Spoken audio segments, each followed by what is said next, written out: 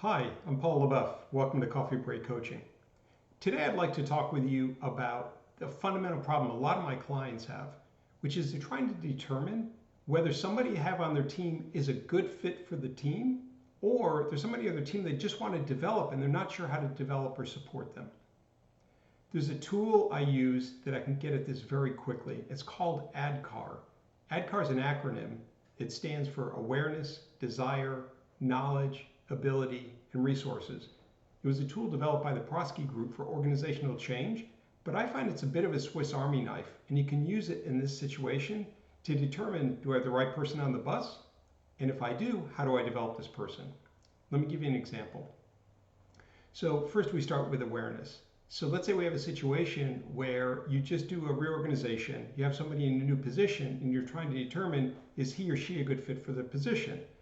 Well, let's say that things aren't working out exactly the way you would like. So the first step, you'd sit down with this individual and you would find out, do they have an awareness around the fact that what they're doing isn't working as well as you would like?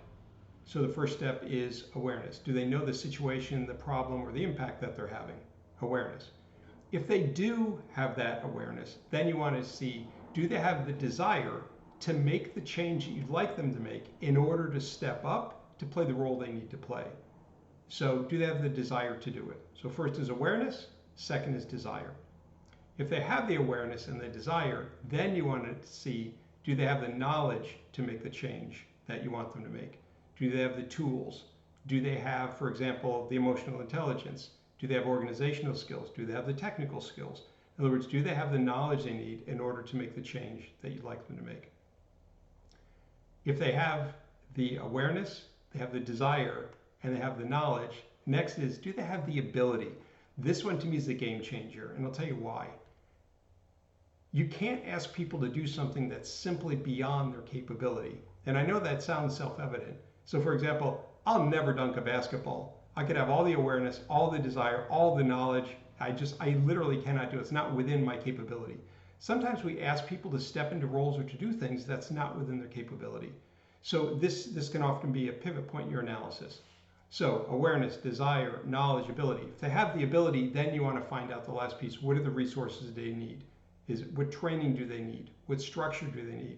Do they just need accountability? Do you need to offer them feedback? What is it specifically that you can game plan with them to support them to take it to the next level? Now, if they don't have any of these, so for example, starting with awareness, that's where you want to intervene. That's where you need to do your work. If they have the awareness, but they don't have the desire, then you need to look for the motivation in this. How do you inspire them? How do you motivate them? If they have the awareness and desire, but they don't have the knowledge, then you need to identify how do we give them the knowledge they need, et cetera, et cetera. So ADKAR, it's a linear framework. I find if you're doing your analysis, you actually want to go through in the order: awareness, desire, knowledge, ability, resources.